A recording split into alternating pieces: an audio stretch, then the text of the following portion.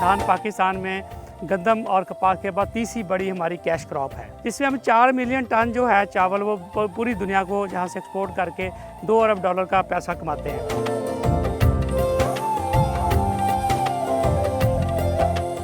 Rice fields जो हैं कि हमने 450 एकड़ में ये सारी प्लांटेशन की हुई। पाकिस्तान के जो सबसे top most exporter rice exporter हैं वो चांदबाग के एलुमनाई हैं। इदारा तहकीकात दान काला शाह काकू की तरफ से 1926 से लेकर अब तक तकरीबन जो है वो 30 के करीब जो है ना वैरायटीज़ अप्रूव की जा चुकी हैं। बासमती इकसाम के अंदर सुपर बासमती आ जाती है, बासमती 515 आ जाती है, बासमती 2000 है। किस तरह के पौधे को हम किस तरह के पौधे के साथ क्रॉस करेंगे तो वो हमारी वैरायटी मिलेगी।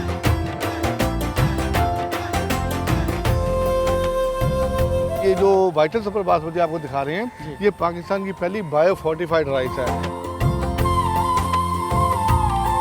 महकमा ज़राअत कहती है कि आपके फ़ी एकड़ जो है कम से कम 80,000 सुराख होने चाहिए और फ़ी सुराख 2 से 3 तीले होने चाहिए। तो आप इसकी मदद से जो है अपनी पौधों की तादाद पूरी करके फ़ी एकड़ पैदावार में इजाफा कर सकते हैं।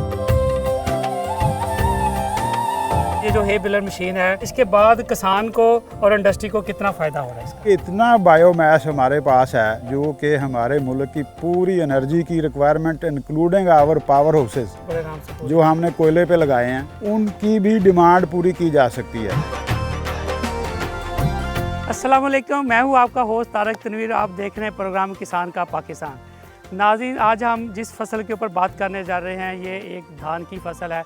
आपको पता है कि धान पाकिस्तान में गंदम और कपास के बाद तीसरी बड़ी हमारी कैश क्रॉप है। अगर हम इसकी पैदावार के ऊपर बात करेंगे तो पाकिस्तान में 80 लाख एकड़ के ऊपर जो है जो चावल काश्त किया जाता है, जिसकी जो टोटल हमारी प्रोडक्शन आती है वो तकरीबन हमारी 8 मिलियन टन हमारी प्रोडक्शन आती है, जिसमें हम 4 मिलियन टन जो है चावल वो पूरी दुनिया को जहाँ से एक्सपोर्ट करके $2 अरब का पैसा कमाते हैं। पाकिस्तान में अगर हम जदीद बुनियादों पर काम करें और बेहतर वैरायटियों पर चले जाएँ तो हम ना सिर्फ हमारा जो 80 लाख एकड़ रकबा है इसको कम किया जाए और हमारी अगर हम इसमें से 10 मन जो है पैदावार बासमती चावल में और 20 मन पैदावार नॉन बासमती चावल में भी अगर हम बढ़ा लेते हैं तो हम अपनी इसी हदफ को पूरा कर सकते हैं और उससे कम रकबा भी हमारा जो है इसके ऊपर दरकार होगा। और इसी रकबे को हम बाकी जो एडिबल ऑयल है बाकी फसलों के ऊपर इस्तेमाल करके पाकिस्तान में बहुत सारे ज़र मुबादला हम एडिबल ऑयल के ऊपर इस्तेमाल करते हैं वो हम इसके ऊपर यहाँ पे पाकिस्तान में प्रोडक्शन कर सकते हैं।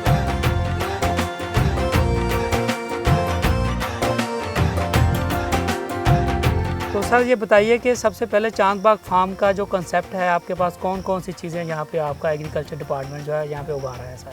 अल्हम्दुलिल्लाह इस वक्त ये आप देख रहे हैं कि वसी और रीज एरिया जो है इस वक्त राइस का है और इसमें राइस सुपर बासमती जो है मेजर क्रॉप है, बाकी दूसरी काइंड्स भी हैं लेकिन मेजर जो है ये सुपर बासमती है और अल्हम्दुलिल्लाह बेस्ट क्वालिटी राइस इधर का। बिल्कुल जी, हमने देखा आपकी फसल बहुत अच्छी है यहाँ, बहुत अच्छी क्रॉप है। बहुत सारा हमारा जो स्टूडेंट है वो एग्रीकल्चर फैमिली से बिलोंग करते हैं, जो इस एरिया से भी हैं और बाहर दूर दराज एरिया से भी हैं। ठीक। फिर हम सालाना यहाँ पे एक एग्री मेला भी लगवाते हैं, राइस हार्वेस्ट जी हार्वेस्टिंग फेस्टिवल होता है। उस फेस्टिवल में एक बड़ा अल्हम्दुलिल्लाह उसमें जो हमारे काला शाह काकू में है राइस रिसर्च इंस्टीट्यूट, यहाँ के जो एक्सपर्ट हैं उनके डॉक्टर्स हैं जो रिसर्च स्कॉलर हैं वो आते हैं, एग्रीकल्चर यूनिवर्सिटी से लोग जो रिसर्च स्कॉलर हैं वो आते हैं, वो लोगों को अवेयरनेस देते हैं। ये सर कब आप ये फेस्टिवल्स कराते हैं ये वाला? जब ये राइस कटिंग स्टार्ट हो जाएगी ना जी फिर उस वक्त होता है। हमारे स्टूडेंट इस वक्त पाकिस्तान के जो सबसे top most exporter rice exporter हैं वो चांदबाग के एलुमनाई हैं। इस वक्त वो राइस एक्सपोर्ट के जो प्रेसिडेंट हैं वो भी हमारा सेबेस्टियन स्टूडेंट वो आपका एलुमनाई है। $1 बिलियन की जो एक्सपोर्ट है वो इस वक्त कर रहे हैं राइस में। अमेजिंग माशाल्लाह। ये ऑल ओवर द कंट्री, इधर मेरा मतलब सिंध में है वहाँ हमारे एक्सपोर्टर बैठे हुए जो एलुमनाई हैं। इस तरह पंजाब में हैं बहुत सारे हमारे इस एरिया में, कामों की है, इधर हाफजाबाद है और इधर नारोवाल है, मंडी बहाउद्दीन है, गुजरात है। ये चूँकि राइस ग्रोइंग एरिया है इस पंजाब के अंदर पर्टिकुलरली शेखुपुरा है, इसमें हमारे बहुत स्टूडेंट जो हैं वो माशाल्लाह एक्सपोर्ट में इस वक्त दे आर डूइंग वंडर। तो नसर साहब बताइए सर कि ये जो 10 मन हमने फ़ी एकड़ की जो हमने पैदावार बढ़ाने का हदफ लिया है इसमें कौन कौन से मैकेनिज़्म हम इस्तेमाल कर सकते हैं? इनमें सबसे पहली बात आ जाती है ज़मीन के तजज़िये की। जी।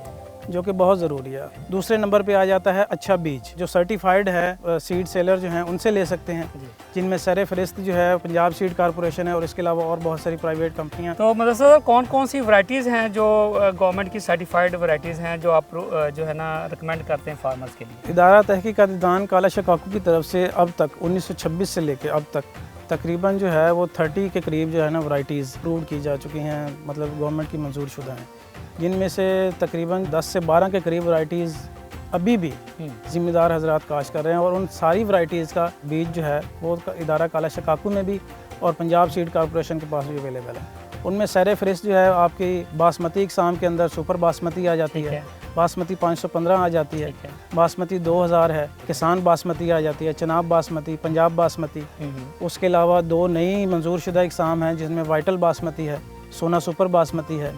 कोर्स इकसाम में अगर हम चले जाएँ तो KS के 133 है, KS 282 है, और इसके अलावा चंद इकसाम हैं जो मंजूर शुदा हैं और इनका बीज जो है इदारा तहकीकात दान काला शकाकू में मौजूद होता है। जो राइस हार्वेस्टर्स हैं प्रॉपर वही इस्तेमाल करनी चाहिए। उसके फ़वाइद ये हैं, आपका जो दानों का ज़िया है वो कम हो जाता है, 4 मन से कम होकर तकरीबन जो है वो ज़्यादा से ज़्यादा 2 मन तक जो है ना इस रेंज में आ जाता है। नंबर 2, जो एक रेजिड्यू का राइस के हवाले से बड़ा इशू है, तो इसमें रेजिड्यू मैनेज किया जा सकता है इजीली। मैनेज इस तरह किया जा सकता है कि इसमें 2 ऑप्शन होते हैं, या तो आप राइस की पराली पूरी की पूरी वो एज सच हार्वेस्टर से बाहर आ जाती है, उसको इकट्ठा किया जा सकता है, सेल किया जा सकता है, या अगर जानवर वगैरह मवेशी वगैरह रखे हुए हैं किसी ने वो उनको बतौर चारा इस्तेमाल किया जा सकता है। तो उसमें चॉपिंग का भी ऑप्शन होता है, डिस्क चॉपर लगे होते हैं, वो उसी स्टॉक को 3 से 4 इंच साइज़ के अंदर चॉप करके ज़मीन में पीछे बिछाते जाते हैं, जिसके बाद उसको ईज़िली जो हमारे रवायती इम्प्लीमेंट हैं डिस्क हैरो या कल्टीवेटर है उसकी मदद से सॉइल के अंदर मिक्स किया जा सकता है, जो ना सिर्फ ज़मीन की ज़रखेज़ी में इजाफ़ा करता है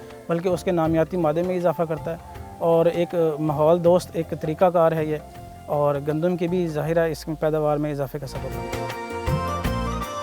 देखिए हमारे जो किसान भाई हैं, हमें ये फसल इस जब लेवल पे होती है तो यूँ फसल के अंदर खड़े होते देख के बड़े हैरान हुए होंगे। इसमें पानी भी नहीं खड़ा हुआ है और बिल्कुल खुशक जगह है नीचे, और हम इस बड़े आराम से मैं और डासा इसके अंदर खड़े हैं। तो बुनियादी तौर पे जो डासा अभी हमें बताया कि पाकिस्तान में जो क्लाइमेट चेंज के हवाले से तब्दीलियाँ आ रही हैं, उससे पानी की दिन ब दिन कमी हो रही है। हमारा अंडर वाटर पानी जो है रिसोर्स वो भी कम हो रहे हैं, बारिशों पे इन्हिसार भी हम कम किया जा रहा है। तो ये डासा यहाँ पे ऐसी वैरायटीज़ भी बना रहे हैं जो इसको हम ड्राई मेथड कल्टीवेशन भी कह सकते हैं, या खुश्क साली के लिए जो वैरायटियाँ बनाई जाए, या हमारे एडर जोन के लिए जो वैरायटियाँ बनाई जा रही हैं वहाँ पे, कि जहाँ पानी की बिल्कुल शॉर्टेज है, जहाँ पानी की कमी है या कम है। ये वो प्लॉट आपको दिखाना चाह रहा हूँ जो इंशाल्लाह ताला इस साल अप्रूव होगा सुल्तान बासमती के नाम से, और ये एक रेवोल्यूशन 85 में आया था, और ये एक्सपोर्ट की दुनिया में इंशाल्लाह हमें इससे होप है कि पाकिस्तान की एक्सपोर्ट में ये खातिर खा इजाफा करेगी। इसकी वजह यह है कि 9.5-10 mm ग्रेन साइज़ है और ये पक के 2.25 गुना लंबा हो जाता है, और इसमें खुशबू भी है। पैदावार भी इसकी जो है मुसलसल 2 सालों की एवरेज के हिसाब से हमने देखा है कि तकरीबन 70 मन तक इसका पोटेंशियल भी है। तो इस लिहाज से हम ये समझते हैं कि सुपर बासमती की निस्बत इसकी पैदावार भी ज़्यादा है। तो यही सब चीज़ें ज़िम्मेदार को चाहिए होती हैं, एक्सपोर्ट को चाहिए। तो इस हवाले से मैं समझता हूँ कि इंशाल्लाह दुआ कीजिए कि इस साल ये अप्रूव हो जाए। इंशाल्लाह ये पाकिस्तान के लिए बहुत यानी कह लेंगे नई राह खोले तकेगी। चाइना से हम तकरीबन हर साल 10,000 मैट्रिक टन जो है ना वो सीड जो है ना सिर्फ हाइब्रिड्स का इंपोर्ट कर रहे हैं। तो ये बड़ी ज़रूरत थी कि हम लोकल हाइब्रिड भी बनाएं। तो आपको ये जानकर खुशी होगी कि हमने 2021 के अंदर ना सिर्फ पाकिस्तान का बल्कि दुनिया का पहला बासमती हाइब्रिड बनाया और मंजूर करवाया, अप्रूव हो चुका है। और ये जो एक्सपेरिमेंट्स हैं ये हम कोर्स साइज के अंदर जो हाइब्रिड्स बना रहे हैं उनके एक्सपेरिमेंट्स हैं। इन हाइब्रिड्स का फ़ायदा ये होगा कि जो हमारी ओपी वैरायटीज होती हैं उनकी निस्बत 10 से 15% या 20% तक इसके अंदर पैदावारी पोटेंशियल ज़्यादा होता है।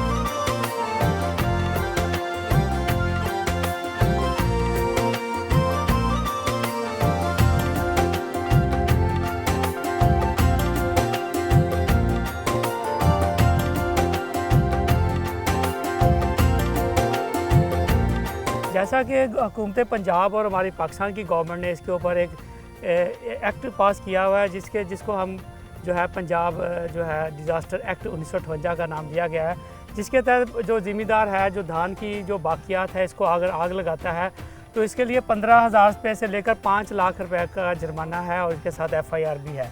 और इस एक्ट के तहत जो है बहुत से ज़िम्मेदारों पर पर्चे भी हुए, हमारी इन्वायरमेंट को भी नुकसान हो रहा है। मोटरवे पे भी आपने देखा कि बहुत से जो है वहाँ पे जब वो आग लगाई गई इसी धान की बाकियात को तो इसके ऊपर बहुत से एक्सीडेंट भी हुए। तो आज हमारे साथ जो मौजूद हैं ये मियाँ अजमल फ़रूक साहब हैं, ये बेसिकली किसान दोस्त इंडस्ट्रियलिस्ट हैं। तो इन्होंने इसके लिए बड़ा अच्छा जो हमारे किसानों के लिए एक ये मशीन है जो यहाँ पे ये चला रहे हैं, इसको हे बेलर मशीन कहते हैं। हे बेलर का बेसिक मकसद यही होता है कि जो धान की बाकियात है इसको उठाता है और इसको उठा के जो इंडस्ट्री के यूज़ में लेता है। अस्सलाम वालेकुम मियाँ साहब, कैसे हैं आप? वालेकुम सलाम जी, वेलकम जी तारक भाई। जी मियाँ साहब, बहुत शुक्रिया, आपने बड़ा कीमती टाइम दिया। सबसे पहले तो आप बताइए कि ये जो हे बेलर मशीन है इसके जो है इसके बाद किसान को और इंडस्ट्री को कितना फ़ायदा हो रहा है इसका? अब हमारे यहाँ आप अगर ये राइस है इसी को देख लें तो मेरा ख्याल है 70 से 80 लाख एकड़ इसकी जो है सोइंग या क्रॉप हमारे पास इस साल इसकी है। जी और ये 1 एकड़ से जो हम इसको कलेक्ट करेंगे जी या आप कह लें कर सकते हैं आसानी से, जी वो 1500 केजी से लेके 1800 केजी पर एकड़ जो है। पर एकड़। बिल्कुल ठीक तो है। अब आप इसका हिसाब लगा लें, इसको पाकिस्तान में मल्टी ऑलमोस्ट 80 लाख एकड़ पे धान जो है ना वो काश्त की जाती है। बस इसको आप मल्टीप्लाई करें, वो जो फिगर आएगी वो आपका कैलकुलेटर जो है ना वो जवाब दे जाएगा। बिल्कुल ऐसा। अब अगर हम $9 की गैस है हमें जो मिल रही है और 3.7 MMBTU गैस लगती है 1 टन स्टीम को, ठीक है। और 9 टन से ये देख लें कोई 750-7600 के करीब पर टन कास्ट उसकी बन जाती है। ठीक। सिर्फ फ्यूल की इसमें आपने बिजली और ऊपर वाली लेबर नहीं डाली अभी, वो अलग से है। तो अगर उसकी जगह पे हम इसको यूज़ करते हैं तो अभी इसका रेट जो है 330 रुपये, 350 रुपये, डिपेंड करता है कि आप फील्ड से आपकी जो कंजप्शन पॉइंट है वो कितना दूर है, उसमें फ्रेट का फ़र्क आ जाता है। बिल्कुल सही। तो अब ये आपकी अगर 300 केजी या 330 केजी लगती है और तकरीबन ये 8 या 9 रुपये आपकी इसमें आएगी पर केजी कास्ट एक्स फैक्ट्री जहाँ पर इसने यूज़ होना है। बिल्कुल ठीक है। तो उस हिसाब से ये गैस के मुकाबले में तो आधे से भी कम है। बिल्कुल ठीक। इसी तरह अगर कोयले को इस्तेमाल करते हैं इंडस्ट्री में तो उसमें तकरीबन ये आधा या आधे से थोड़ा ज़्यादा इसकी कास्ट ऑफ फ्यूल रह जाती है। जी तो ये तो है इसका डायरेक्ट तरीक़ाकार इस्तेमाल करने का। हमारे मुल्क में मेज़ स्टेम है, उसके बाद कैनोला स्टेम है, उसके बाद आपका ये कॉटन स्टिक्स आ जाती हैं। बिल्कुल ठीक। यानी कि इतना बायोमास हमारे पास है कि मैं दावे से कह सकता हूँ कि जो कि हमारे मुल्क की पूरी एनर्जी की requirement including our power houses बड़े नाम से जो हमने कोयले पे लगाए हैं उनकी भी डिमांड पूरी की जा सकती है।